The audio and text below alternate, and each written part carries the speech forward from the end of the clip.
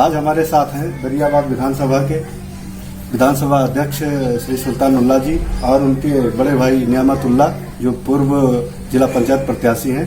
आइए उनसे जानते हैं कि आज विधानसभा दरियाबाद की क्या स्थिति है और ये विधानसभा अध्यक्ष भी हैं, तो किस हिसाब से इसके अब आपके चुनाव में देखना चाहेंगे इस चुनाव को। मैं सुल्तानुल्लाह विधानसभा अध्यक्ष दरियाबाद समाजवादी पार्टी की तरफ से आप सभी देशवासियों को 15 अगस्त की बहुत बहुत मुबारकबाद। दरियाबाद क्षेत्र के अंदर बहुत ही अच्छा मामला है समाजवादी पार्टी का। अब की बार समाजवादी के ही विधायक चुनाव जीतेंगे। पूरे समाजवादी टीम और पूरे समाजवादी के वोटर बढ़िया से मेहनत कर रहे हैं कि समाजवादी पार्टी की सरकार बनाई जाए 2022 में और समाजवादी पार्टी को कामयाब बनाया जाए और अखिलेश यादव जी को मुख्यमंत्री बनाया जाए, ताकि उत्तर प्रदेश में जैसे पहले विकास हो रहा था उसी तरीके से फिर से विकास चालू हो जाए और हमारा प्रदेश भी उन प्रदेशों में शामिल हो जाए जहां पे सारी सुविधाएं मौजूद हैं। अच्छा, तब से आपसे क्या अंतर है? समाजवादी सरकार थी और इधर ये भारतीय जनता पार्टी की सरकार है, तो क्या इसमें विकास नहीं हो रहा है?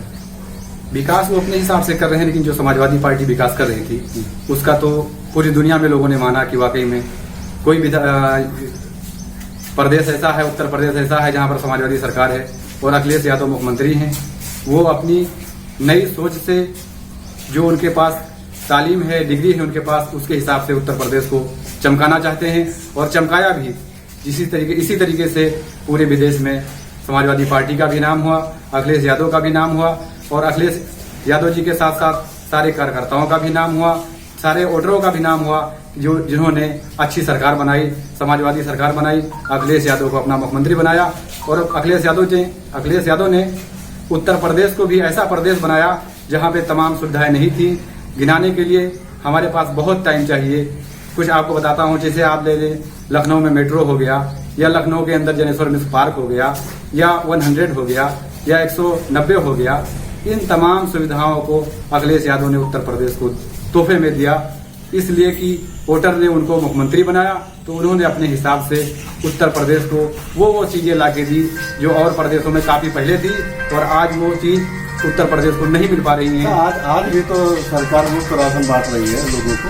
तो राशन तो समाजवादी सरकार ही बांट रही थी, वो भी बांट रही थी बढ़िया से, जैसे आज बढ़ रहा है पहले भी बढ़ रहा था, उसमें कोई किसी को बदलाव नहीं हुआ है। और समाजवादी पार्टी होती तो हमको लगता है कि इससे अच्छा और राशन बढ़ता।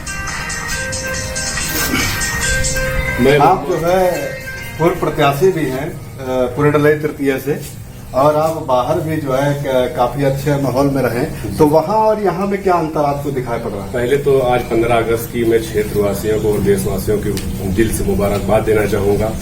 और जो आपने सवाल हमसे किया कि विदेश और यहाँ में क्या फर्क है, तो हमें बहुत फर्क नजर आता है वहाँ यहाँ में, कि वहाँ की जो चीजें हैं, सहूलियतें हैं, हम वही सोच के दिलो दिमाग में बात थी कि चुनाव लड़ा जाए और राजनीति में आके अपने क्षेत्र को बेहतर किया जाए और विदेश जैसी जो सेवाएं और सुविधाएं जनता को यहाँ मिले और लोगों को बताया जा सके कि दुनिया कहाँ जा रही है, हम लोग कितनी पीछे हैं। लोग और पार्टियां सारी जो हैं हमें धर्म के मामले में उलझाए हुए हैं।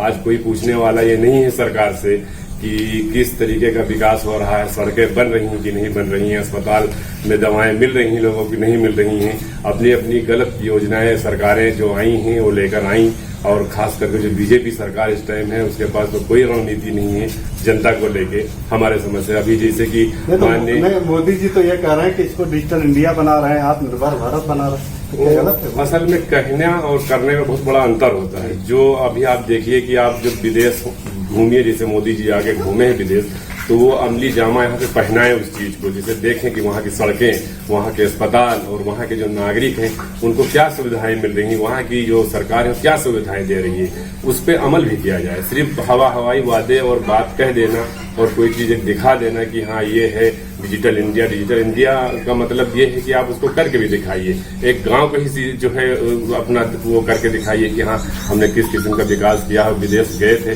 वहाँ पे हमें क्या चीज पसंद आई, अस्पताल पसंद आया कि हमें वहाँ का जो है स्कूल पसंद आया।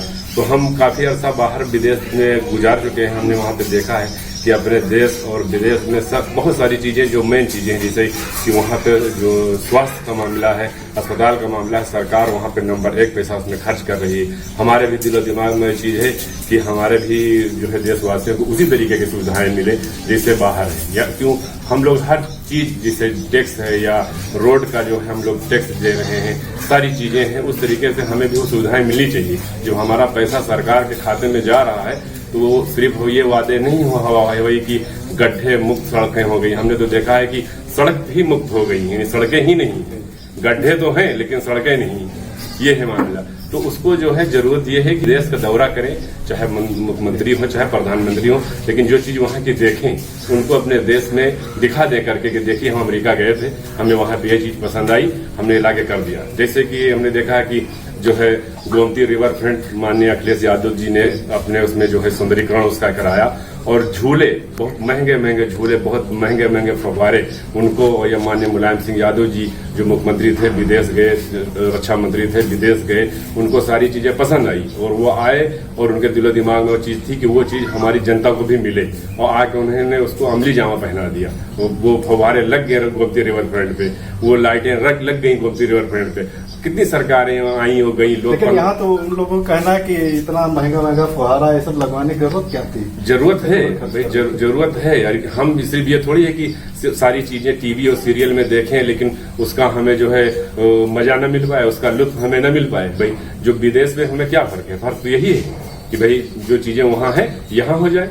भाई सरकार वो योजनाएं लाए अपनी सारी चीजें यहाँ पे, कुछ फर्क थोड़ी है। भाई हमारे पास क्या नहीं है अपने देश में, सारी चीजें हैं हमारी समझ से। एक अगर नहीं है तो पेट्रोल नहीं है, लेकिन दूसरी जो कंट्री हैं, अरब कंट्री हैं, उनके पास पेट्रोल है, बाकी कोई चीजें नहीं है। हमारे हम मुल्क में हर चीज होती है। तो उस तरीके से सरकार को चाहिए कि सारी सुविधाएं विदेश जैसी चीजें। नंबर 1 पे सड़क होनी चाहिए, नंबर 2 पे आप देख लीजिए स्वास्थ्य का, अस्पताल का मामला बिल्कुल बेहतर होना चाहिए। जैसे माननीय मुलायम सिंह यादव जी के टाइम पे 1 रुपए में लोगों को दवा मिल जाती थी। अभी खबर हम देख रहे हैं कुछ दिन से कि 1 सितंबर से वो 100 रुपए हो जाएगा। तो हर चीज का भार जनता के ऊपर ही क्यों लादा जा रहा है? कुछ सरकार अपने खजाने से भी करेगी तो उसको भी खर्च दिखाए कि हाँ जो इनकम आ रहा है तो हम जो अस्पताल में खर्च कर रहे हैं, रोड पे खर्च कर रहे हैं, स्कूल पे खर्च कर रहे हैं। हम देख रहे हैं बहुत दिन से एक टाइम हुआ, कई साल हैं कि स्कूल में कोई मरम्मतें नहीं हो रही हैं। जो प्राथमिक विद्यालय हैं कुछ नहीं। विकास 5 किलो चावल 5 किलो गेहूं नहीं होता है। विकास का मतलब ये होता है कि आप लोगों को रोजगार दे दें, भले आप राशन न दें लेकिन रोजगार दें। जिस तरीके का लोगों के पास में मान लीजिए कि शिक्षा हो, उसको उस तरीके से चपरासी से लेके आईजी डीआईजी तक उसको नौकरी दी जाए, उसमें भेदभाव न किया जाए। जिसके पास जैसी शिक्षा है आइए आप अपनी नौकरी लेके जाइए। हर चीज का निजीकरण ये चीज अच्छी नहीं है, यानी हर जगह पे आरक्षण ये सब वगैरह। सरकार को चाहे जो भी चीजें हों वो जिसका जो हकदार है उसका हक उसको मिलना चाहिए। बस यही हम कहना चाहते थे आपके माध्यम से कि हमारी बात सरकार और शासन प्रशासन तक पहुंचे और इस पर सोचे कि हमें क्षेत्र में और देश में किस किस्म का विकास चाहिए। हमारे यहाँ देश तभी तरक्की कर सकता है जब अच्छी से अच्छी सड़कें हों। सिर्फ हम दौरा करें बाहर का, विदेश का चाहे जो हो, लेकिन लौट के आए डाले हैं कुछ नहीं।